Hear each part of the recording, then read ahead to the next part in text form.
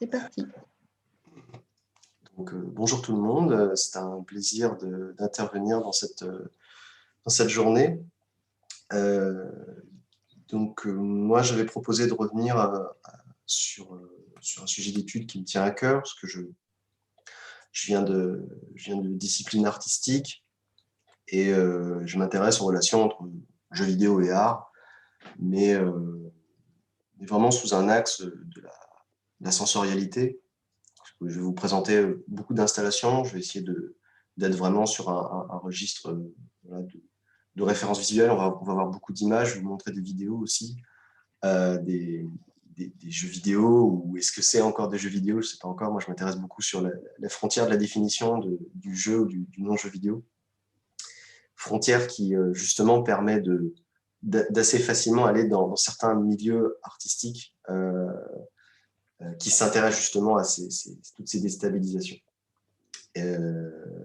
Donc, je m'intéressais à tout ce courant qu'on appelle aussi les contrôleurs alternatifs dans le milieu du jeu vidéo, qui est justement des expérimentations de nouvelles sensorialités qui ne sont pas utilisées couramment dans le monde du jeu vidéo, mais qui permettent d'utiliser des données peut-être plus kinesthésiques, proprioceptives, d'appareils vestibulaires, etc., qui ne vont pas être forcément courantes dans les jeux vidéo, mais qui vont amener à la fois une recherche technologique et bien sûr une recherche esthétique. Avant d'introduire tout ça, je vais commencer par me présenter. Du coup, moi, je fais de la recherche-création dans le jeu vidéo. J'avais soutenu une thèse en 2016 sur les proximités entre sensibilité artistique et création de jeux vidéo. Et ce que je faisais il y a quelques années, c'était des installations en gros volume de jeux vidéo où je fabriquais des espèces de grandes installations pour engager le corps entier dans l'expérience ludique. Par exemple, Super en 2014, qui avait vraiment cette idée de faire une manette beaucoup trop grande, beaucoup trop volumineuse pour des jeux qui demandaient beaucoup de réactivité, en fait, beaucoup de réflexes. C'était d'amener ainsi l'expérience du jeu dans la déstabilisation, puisque du coup, on demande d'être réactif avec quelque chose qui n'est de toute évidence absolument pas conçu pour ça. Du coup, je rebondis sur l'idée de design sensoriel par l'erreur, dont je crois que tu parlais, Céline. C'est vraiment basé là-dessus. Et alors, ce qui est intéressant, c'est que quand on joue à ça, on s'en rend bien compte qu'on s'est fait un peu avoir. Donc, ça amène tout de suite une autodérision. Et comme on est dans l'autodérision, en fait, ça favorise une expérience corporelle d'autodérision. On sait que le jeu se fout de nous, pour le dire comme ça.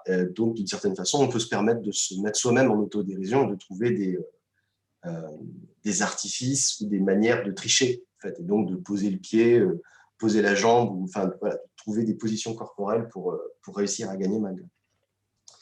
Donc ça, voilà, c'était un petit peu ce genre d'expérience. Dans un même registre, Ducati en 2014, c'était un jeu qui reposait sur le toucher. Il fallait toucher la peau de son partenaire pour jouer. Je ne vous détaille pas forcément, enfin, c'est un jeu avec des canards et des petits chats, donc c'était à destination des enfants. Il fallait attraper un bonbon. Bref, il fallait se toucher la peau, c'était avec une captation, avec un maki-maki, si vous connaissez la technologie. Très simple, c'est juste un simple captation électronique. Donc voilà, c'était vraiment voir qu'est-ce qui se passe aussi quand on touche la peau, cette idée qu'on a une expérience sensorielle dans un jeu, mais toucher la peau de quelqu'un d'autre, chose qui est extrêmement rare dans ce contexte pandémique, mais bon, ça fait bizarre d'en parler aujourd'hui. Voilà, toucher la peau, c'est aussi une expérience sociale et émotionnelle très puissante, puisque finalement, toucher la peau de quelqu'un qu'on ne connaît pas forcément, c'est quelque chose qui peut être très déstabilisant. On a des barrières sociales, il y a tout un processus, et finalement, la vraie difficulté du jeu, c'est pas tant la réactivité que finalement la confrontation de la sensorialité de l'autre. Récréation en 2016 que j'avais proposé à l'inauguration de la Canopée, qui est une sorte de twister géant avec plein de boutons, où il fallait appuyer sur les boutons avec un certain rythme. Et ce jeu reposait beaucoup sur, bien sûr, la représentation dans l'espace, la notion de vertige, puisqu'il faut savoir maîtriser son équilibre, il faut savoir aller vite. Donc, il y a quelque chose qui... le jeu vidéo, on a l'habitude d'utiliser surtout un langage musculaire qui est situé surtout au niveau des mains et des doigts. Et l'idée, c'était voilà, de clairement s'inspirer du principe du twister, qui, lui, par contre, utilise l'ensemble musculaire des pieds à la tête. J'ai plusieurs vidéos. J'essaie de repérer le temps, je suis déjà à 5 minutes. Ouais, effectivement, j'étais ambitieux. Je peux peut-être vous montrer, peut-être pas super, peut-être plutôt récréation, histoire que vous situez un petit peu plus ce qui se passe. Qu'est-ce qui se passe? Voilà. J'espère que vous voyez bien la vidéo. On revient en arrière. Alors, on a plein de boutons au sol en fait, qui sont disposés dans l'espace et on a des moments où il ne se passe rien et puis d'un coup on nous dit voilà, il faut appuyer sur tant de boutons de couleur. Donc tout le monde se déplace. Voilà, c'était un petit peu on avait inventé ce dispositif avec un collectif qui s'appelle Alinéaire, où voilà, on captait tout ça. L'idée c'est qu'on positionnait tout ça dans l'espace. Et la question de la sensorialité, du coup, n'était pas seulement située que dans le corps, on essayait aussi de la contextualiser dans l'environnement.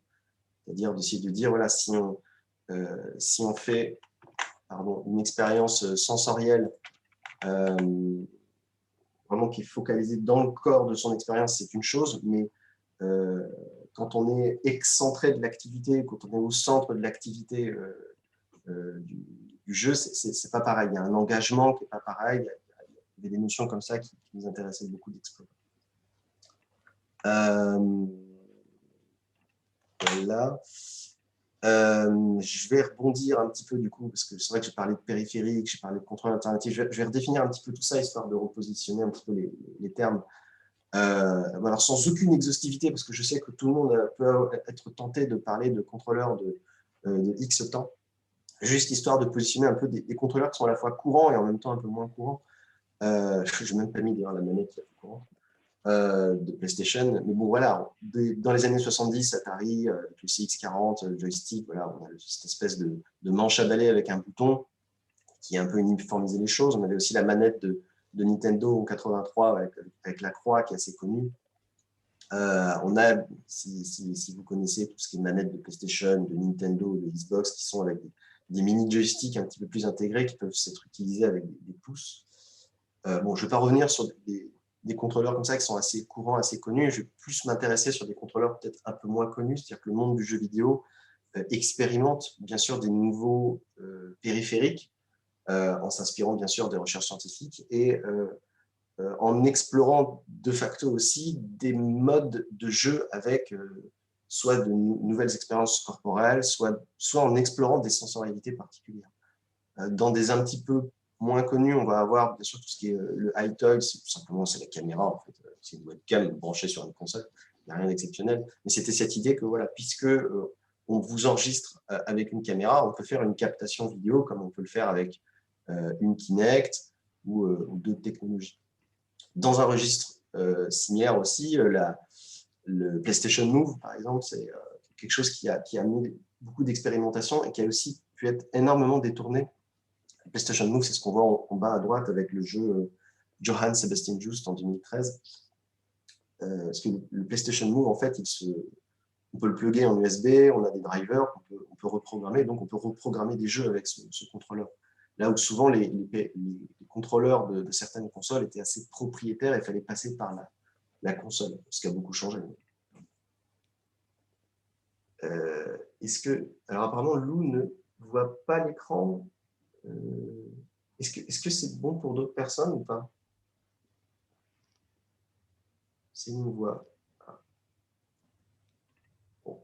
Désolé, Lou, c'est peut-être un problème. Je ne sais pas d'où vient le problème de votre part. Je vais reprendre. Du coup, on a eu en fait une espèce d'appropriation, je dirais, dans les années 2000-2010 d'artistes, de gens qui sont dans des études de jeux vidéo pour essayer de détourner des périphériques usuels, pour essayer de créer de nouvelles expériences. Par exemple, Johann Sebastian Just, je vous invite vraiment à l'essayer si vous avez l'occasion. C'est un jeu en fait, où on doit tenir son PlayStation Move et on ne doit surtout pas le faire trop bouger. S'il bouge trop, on perd en fait. Et le but, bien sûr, c'est une sorte de jeu de survie.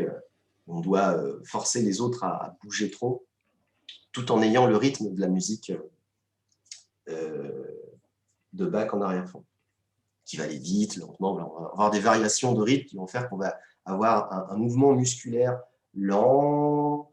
Voilà, on s'observe, il y a une espèce de danse un petit peu étrange où tout le monde s'observe, s'analyse, et puis soudainement la musique ça va très très vite, et puis voilà, tout de suite tout s'accélère, les muscles se tendent, on commence à aller vraiment plus dans de la nervosité. Là, il faut savoir bien maîtriser son corps, il faut aller vite dans l'équilibre, il faut toucher, pousser, il faut, voilà, il y a toutes les stratégies ensuite qui peuvent arriver.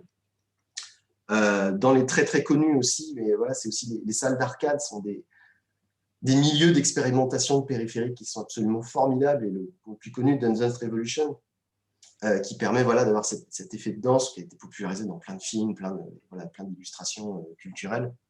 Mais le milieu des salles d'arcade est vraiment extraordinaire d'invention, qui rejoint les milieux casino, qui rejoint les milieux voilà, de la foire, les foires électroniques, etc. Voilà, j'enchaîne tout de suite sur tout ce qui va être vraiment contrôleur alternatif. Parce que du coup, à partir du moment où on s'est dit on peut hacker des contrôleurs, on peut peut-être aussi créer ses propres contrôleurs et créer des jeux vidéo à partir de ça. Et donc ça, c'est ce qui s'appelle les contrôleurs alternatifs ou les alt control, les termes comme ça, ce milieu-là, où on va essayer de créer créer à partir de l'électronique des nouveaux modes, des nouveaux contrôleurs et donc des nouvelles expériences vidéoludiques par des expérimentations sensorielles. Le travail dans Wobblesphere, par exemple, est assez caractéristique pour ça. En fait, ce que vous voyez dans cette image, c'est une espèce de sphère avec plein de petites tiges un petit peu partout. Et en fait, chaque petite tige, ce sont des micro-joysticks qui se comportent comme des ressorts, en fait. Et chaque ressort va envoyer une impulsion électronique qu'on va pouvoir recueillir et transformer en couleur. Donc, suivant l'impulsion du ressort, on va avoir une colorisation qui va changer. Donc, de facto, on peut avoir une espèce de contrôleur à 360 degrés, qui est complètement impossible à prendre vraiment en main, mais qui, en tout cas, entraîne une sorte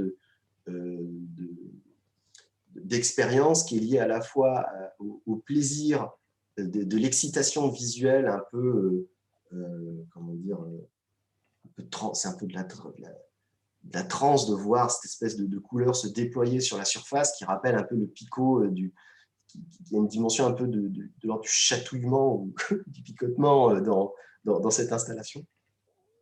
Dans un même registre d'invention, on va avoir le Rotoring en 2016, qui est en fait une invention d'écran aussi. Là, du coup, j'aurais peut-être pu commencer par ça, parce que là, c'est plus en 2D. En fait, on a sur un cercle, enfin sur deux cercles, une succession de LED qui vont pouvoir être allumés à des rythmes différents, et avoir des jeux liés au fait d'allumer ou d'éteindre des LED.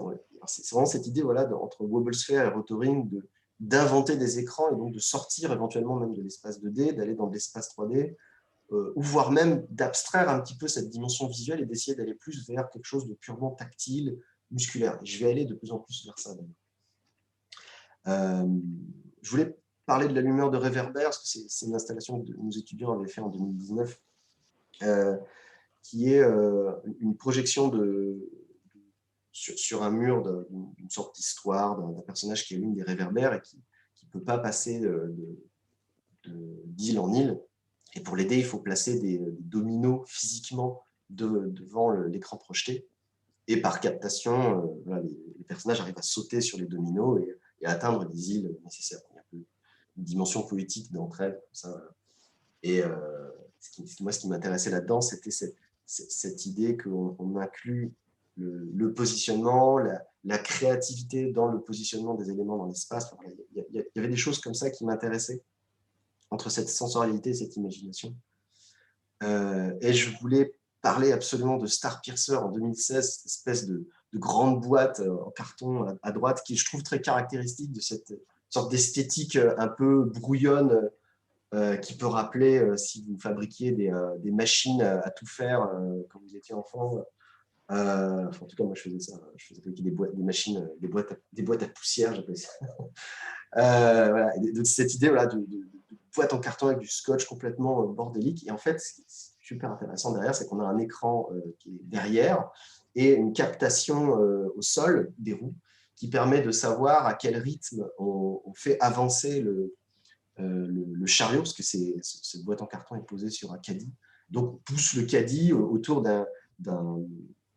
d'une énorme pièce, comme si on avançait en permanence tout droit, et on est dans une sorte de vaisseau spatial qui nous demande d'appuyer sur tel bouton, de régler les gaz, régler les machins, appuyer sur les missiles et tout ça. Et à chaque fois, il y a des captations. Et donc, le jeu nous engage à appuyer sur des boutons qui sont sur les côtés, sur le dessus, il faut réparer. Donc, on est à quatre personnes autour de ce caddie qui avance en permanence, qu'il faut réussir à contrôler. Il faut qu'il avance en permanence pour y appuyer du carburant. Donc, on est là en train d'avancer. Ah, vite, il faut réparer le truc et tout ça. Ah, zut, machin. Et alors, ce qui se passe de formidable en termes de sensorialité, c'est que voilà, on entend les informations du jeu, on se communique en soi, enfin, entre nous-mêmes. On a tout ce qui est de l'ordre musculaire, proprioceptif, il faut réussir à bien gérer son équilibre, sinon on tombe, on va se blesser. Il y a tout ce qui va être de l'ordre de la précision, il va y avoir quelque chose aussi d'un peu, comment dire, pas auditif, non, je veux dire olfactif, voilà, parce qu'il y a le bruit qui va dégager une espèce d'odeur un peu métallique, il va y avoir une espèce de multisensorialité très puissante dans ce jeu, qui nous entraîne complètement. Voilà, Céline, tu parlais d'engagement émotionnel lié à un impact fort sensoriel. Là, pour le coup, la multisensorialité, elle explose complètement dans le jeu, parce qu'on est complètement baigné dans une expérience multisensorielle qui nous fait complètement oublier qu'on est en train de se mettre en ridicule, en train de tourner autour d'une table avec un caddie déguisé en vaisseau spatial en carton. Voilà, un petit peu pour des exemples, je dirais, gentils de contrôleurs alternatifs. Je vais vous présenter d'autres exemples un petit peu plus tendus, parce que la recherche de contrôleurs alternatifs et d'expérimentation sensorielle avec ça a amené aussi à tester un petit peu les limites de ces expériences sensorielles, et notamment avec des jeux vidéo qui testent la notion de douleur, parce que finalement, puisqu'on est dans le muscle, puisqu'on est dans le musculaire, il y a tout un registre en fait, émotionnel de ce qu'on peut vivre avec le muscle, et notamment pas seulement des plaisirs, mais aussi des déplaisirs, et donc aussi des déstabilisations, des vertiges, mais aussi des douleurs physiques. Un exemple, je pense, le plus caractéristique, c'est la Pain Station en 2006. Si vous avez l'occasion de l'essayer, je crois qu'elle exposait à Berlin.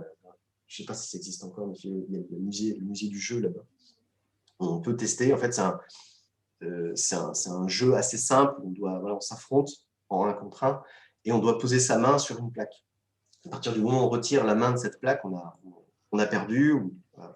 Il faut garder la main sur la plaque. Et c'est très important parce qu'en fonction de si on perd, et plus on perd, en fait, on va avoir des impulsions soit de chaleur, soit des impulsions électroniques, soit on va avoir une petite lamelle en plastique qui va nous fouetter la main. Et on voit d'ailleurs sur l'illustration le personnage qui se prend une certaine douleur. Et bien sûr, la partie continue tant qu'on accepte la douleur. En fait. Déjà, il y a une dimension éthique quand même qui est très particulière en fait, dans ce jeu à poser. C'est une vraie expérience très particulière, à la fois masochiste et sadique aussi, très, très puissante. Mais voilà, la question des sens, c'est aussi ces informations sensorielles, c'est-à-dire est-ce qu'elles sont plaisantes, est-ce qu'elles sont déplaisantes, et comment l'information de douleur ou d'expérience sensorielle déplaisante peut participer du design d'un produit. Dans un même registre, en bas à droite, Knife to Meet You, qui est un jeu de mots, bien sûr, avec ravi de vous rencontrer, qui est un peu sur le même registre, sauf qu'en fait, au centre, vous avez un couteau bien aiguisé, qui peut potentiellement vous blesser. En fait. Vous avez des boutons qui vous invitent à appuyer dessus avec un certain rythme. Si vous ratez le rythme, en fait, le couteau s'oriente un petit peu plus vers vous. Et bon, c'est un petit peu comme le jeu du crocodile, là, je ne sais pas si vous voyez, si vous avez des enfants, vous voyez peut-être de quoi je veux parler, c'est-à-dire que vous devez mettre les doigts sur les dents du crocodile jusqu'à ce moment où le crocodile ferme la bouche et peut voilà, nous faire légèrement mal parce que c'est du plastique. Il faut savoir qu'il y a des personnes qui ont hacké ce jeu et qui ont remplacé les couteaux, enfin les dents par de vrais couteaux, de vraies lames de rasoir. Vous avez des vidéos qui sont absolument horribles sur Internet que je refuse de vous montrer en conférence. D'ailleurs, même là, les images sont vraiment très, très polissées. Peut-être dans un registre un petit peu plus doux, c'est Palimpseste en haut à droite, qui est un jeu qui va jouer sur nos perceptions des ondes en fait, visuelles, c'est-à-dire que vous avez un espèce d'appareil que vous mettez sur la tête. Je suis vraiment beaucoup sur les registres visuels, je trouve, où on peut tourner des filtres, filtres rouges, filtres bleus, en fait, et afficher, masquer des éléments avec ça. Bon, ce qui, en soi, a l'air d'être une idée très ingénieuse parce que ça permet de jouer sur le côté caché, montré, mais aussi extrêmement déstabilisant parce qu'on n'a pas forcément l'habitude de naviguer en permanence dans un environnement où on doit en permanence changer de mode de vision. C'est un jeu qui peut être assez perturbant. Et sinon, No Pain No Gain en bas à gauche, qui est un jeu qui consiste qui est inspiré de jeux japonais qui s'appelle Takeshi's Castle, avait beaucoup popularisé ça, qui consiste en fait à avoir une forme à l'écran et de sauter contre le mur pour reproduire cette forme à l'écran. Bien sûr, si on saute contre le mur pas trop vite, on peut prendre la forme, mais le jeu nous pousse à aller de plus en plus vite et évidemment nous écraser violemment contre le mur. Et évidemment, les personnes qui perdent ne sont pas forcément les personnes qui ratent la forme, mais sont aussi les personnes qui abandonnent de se faire mal ou qui souffrent trop de s'être explosées contre le mur. Bref, voilà, donc c'est un petit peu des expériences voilà, dont je voulais parler. Je crois que j'ai une demi-heure, c'est ça, voilà, de recherche de contrôleurs alternatifs qui vont essayer d'explorer voilà, des modes de sensorialité un petit peu particuliers, et notamment qui vont tester vraiment sur ces limites. Je voulais aussi enchaîner sur un petit peu plus ce que je fais maintenant. Je fais, comment je vais décrire ça, je fais des dessins avec Microsoft Paint et la souris, ce que j'appelle des dessins moches, d'autant plus que c'est des cadeaux d'anniversaire généralement, c'est des portraits de mes amis que je fais. Et j'en fais des jeux vidéo aussi en fait, de ces dessins-là. Et on a par exemple Trump's Talk à gauche, qui est une caricature de l'ancien président. Et on peut en fait utiliser les touches directionnelles pour faire parler le petit Trump. À force de le faire parler, en fait, il se transforme en animal, en chien, en woodpecker, voilà, en aigle, etc. Ah non, c'est pas un aigle, je ne sais plus comment ça s'appelle. Et voilà, alors l'idée de ce genre d'expérience que j'essaye de faire, c'est de scénariser ce que j'appelle un peu des gestes virtuels. C'est vraiment ces moments de tension dans des jeux dont j'ai essayé de parler juste avant avec les contrôleurs alternatifs. C'est d'essayer de modéliser des moments où on va avoir des grands vertiges, des grandes intensités, des moments où on doit se crisper devant l'écran, des moments où on doit se relâcher, des moments où on doit... il y a des sortes de variations comme ça. En fait. Donc, j'essaie de trouver une scénarisation où je peux réussir à faire en sorte que l'expérience musculaire, l'expérience kinesthésique, proprioceptive, enfin, je ne sais pas encore exactement comment je peux modéliser tout ça, va aller d'un état vers un autre état. Peut-être du repos vers l'activité, peut-être d'une tension vers une autre tension. Voilà. Donc, j'essaye d'aller vraiment vers cette sorte de découpage de gestes, découpage de sensations corporelles, physiques, pour essayer de trouver des situations qui engagent par l'interactivité et de les mettre ainsi successivement. En fait, pourquoi je le fais avec Microsoft Paint? Déjà parce que ça me fait rire, mais aussi parce qu'en fait, c'est rapide de dessiner dessus. Donc, pour moi, c'est rapide de prototyper. Voilà, ce qui m'amène sur ce sur quoi je travaille aujourd'hui, c'est-à-dire qu'à partir du moment où j'arrive à décomposer un peu des situations de tension sensorielle dans l'expérience du jeu, je peux me dire en fait qu'il y a un peu une sorte de comment dire, il y a une modélisation, il y a un peu des schémas qu'on peut retrouver dans certaines formes de jeux, par exemple dans un Mario, dans un Zelda, dans un Megaman, ça, voilà, tous ces jeux, en fait, tous les jeux dont j'ai parlé juste avant avec les contrôleurs alternatifs, en fait, utilisent des sortes de ce qu'on appelle des mécaniques, des dynamiques de, de jeux qui vont entraîner voilà, une certaine expérience esthétique, sensorielle. Et du coup, j'essaye de m'intéresser à ce que j'appelle le sampling de jeu. Ça va être cette sorte de réduction à un caractère à la fois conceptuellement modélisable du jeu, mais aussi programmable. Et donc, par conséquent aussi, je peux dire, ben voilà, dans un Mario, on a le saut. Dans un jeu de course, on a le fait de pouvoir rouler. Enfin, des sortes de briques, ce qu'on appelle des briques de gameplay aussi. Il y a eu plein de modélisations sur ces domaines-là. Je ne vais pas m'étaler là-dessus, je vais plus vous parler de ce que je fais. Et en fait, avec cette idée d'échantillonnage, d'expérience de jeu, d'expérience, voilà, de sorte d'essence, une espèce, j'ai du mal à l'exprimer parce que c'est encore un peu pas très clair dans ma tête, voilà, une sorte d'essence, d'expérience, de sensorialité, voilà, quelque chose qui émet, enfin, qui provoque quelque chose sensoriellement. J'essaye voilà, de les mixer ensemble, de les faire passer de l'un à l'autre et de pouvoir me dire, bah, tiens, je vais proposer une expérience performative à un public qui va dire, là, vous êtes sur un jeu de plateforme, là, vous êtes sur un jeu de course, là, vous êtes sur un jeu de nanana, etc. Et de pouvoir ensuite, avec des potards, ce que je vous montre en bas à gauche, voilà, pareil de DJ, voilà, je suis le DJ du jeu vidéo avec ça.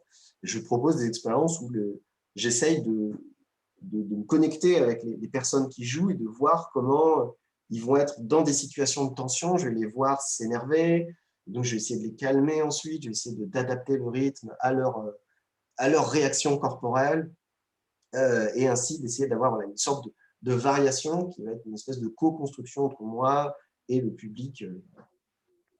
Voilà, donc ce qui du coup amène là aussi une expérience multisensorielle, visuelle, auditive, mais surtout très musculaire, basée sur de l'équilibre, sur du musculaire, basée sur toutes ces choses-là. Voilà, donc, voilà un petit peu le registre sur lequel je travaille en ce moment. 27 minutes. Je conclue. Je vous remercie pour votre attention. J'espère que je n'ai pas été trop vite. Je me rends compte que je n'ai pas fait trop de pause. J'ai eu un débit de parole assez rapide. Si vous voulez suivre mon travail, si vous voulez tester Trumpstalk, le jeu dont je parlais, c'est sur ma page Itch.io. Vous avez en bas à droite, rmshr.itch.io. Je fais aussi plein d'autres choses hein, qui ne sont pas forcément du registre du jeu vidéo. Je fais aussi beaucoup de travaux graphiques sur l'image de synthèse que je répertorie sur mon Instagram. Voilà, n'hésitez pas à aller voir ces choses-là. Et si vous avez des questions, je suis à votre disposition.